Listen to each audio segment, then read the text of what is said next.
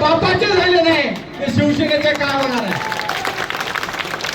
या हिंगोली शहरासह हिंगोली जिल्ह्याचा वाटाघाट कोणी जर केला असेल तर त्या शिंदे सेनेने केलंय, आपण लक्षात घेतलं पाहिजे.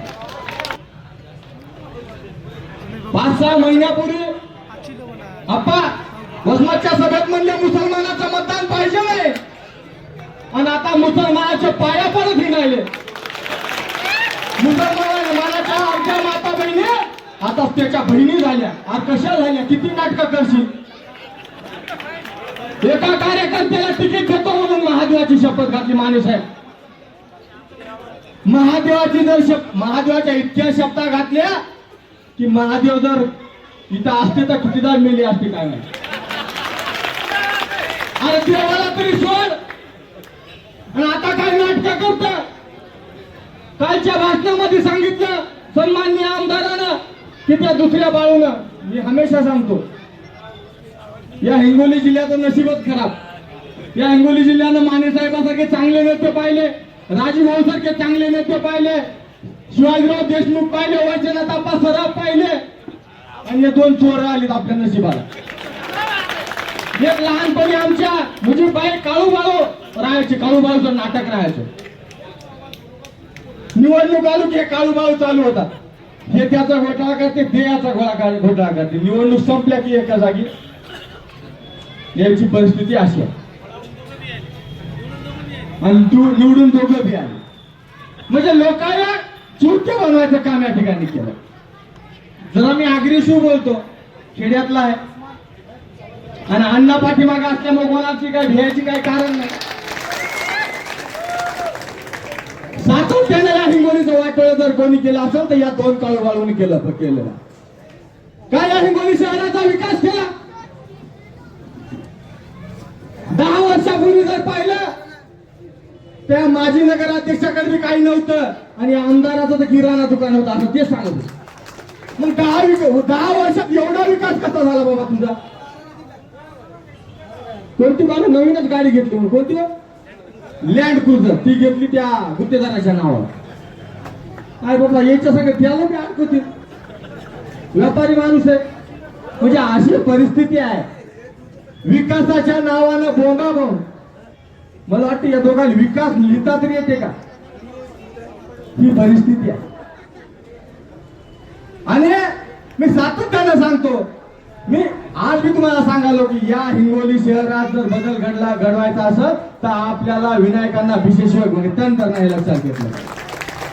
तुम्ही आम्हाला लोकसभेला मतदान केलं, माननीय खासदार नागेश पाटील आष्टीकर प्रचंड बहुमताने निवडून आले. आमच्या आदरणीय भैया पाटील 5000 मतांना त्या ठिकाणी पडले. पण तुम्ही मतदान केलं, आणि तुम्ही जर एवढ्या लोकांनी जर मतदान मनातून मतदान केलं ना तर बाकीच्याचं काही खरंच नाही तुला चाललंय. आणि मतदान महाविकास आघाडीला कशामुळे करायचं मी सांगतो. महाविकास आघाडीलाच मतदान का करायचं हे लोक कोणाच्याच नाही लक्षात घेतलं पाहिजे तुम्ही. मग ते अजितदादा असेल, ते फडणवीस तर तुम्हाला माहितच आहे, आणि आमचं तर पहिलं जुनं हे एका माळ्याचे मनीष आहेत शिंदे साहेब. यायला मंदिराच्या जमिनी पुरवणार, यायला मस्जिदीच्या जमिनी पुरवणार. वक्फ बोर्डाच्या जमिनी खायचं काम या लोकांनी केलं. वक्फ बोर्डाच्याच खाल्ल्या नाही, महारत्नाच्या जमिनी खाल्ल्या, जैन मंदिराच्या जमिनी खाल्ल्या. इथं हिंगोली शहरातल्या खाकी बाबाची सुद्धा जमीन खाल्ली. अशी परिस्थिती आहे. अण्णा आल्याच्या नंतर या हिंगोली शहराचा विकास केल्याशिवाय आम्ही शांत बसणार नाही. आणि असं काही नसतंय की वरी सत्ता लागते, काही लागते, काही लागते, काही नाही. नगराध्यक्ष सक्षम असल्याच्या नंतर निश्चितच विकास झाल्याशिवाय राहणार नाही.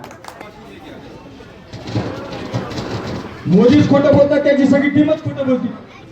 मोदीची डिग्री कोणी पाहिली का? मी नाही पाहिली. तुम्ही पाहिली असेल तर काय नाही. म्हणजे हे असं वातावरण, काहीतरी खोटं बोलायचं पण भेटून बोलायचं काम या ठिकाणी करायले.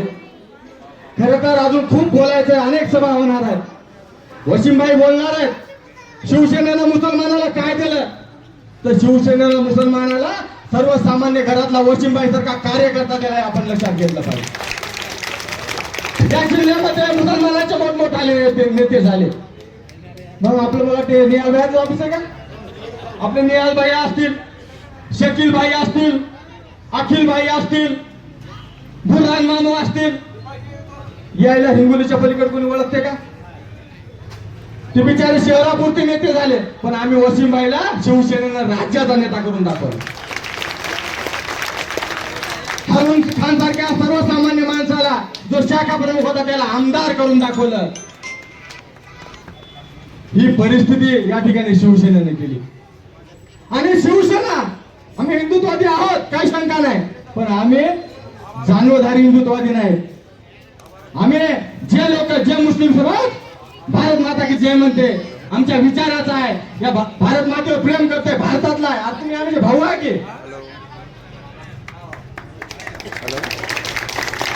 सुद्धा कामाला पडते, या चोट्याचं पडत नाही, लक्षात घेतलं पाहिजे. आता काही खोटं बोलतील, कोणाच्या खांद्यावर ठेवतील, मी असं करेल, मी तसं करेल. हे आमच्या गावातले याला विचार, आम्ही मुसलमान कसे राहतो, सख्या भावासारखे आम्ही राहतो. कारण की आम्ही चोरी करत नाही, तुम्ही चोरी करत नाही, सगळे मेहनतीने खाणारे. आपला कोणाचा मटक्याचा धंदा आहे का? आपला क्लब आहे का? आपण गुटखा विकतो का? आपण हरामाचं खातो का? असं काहीच करत नाही.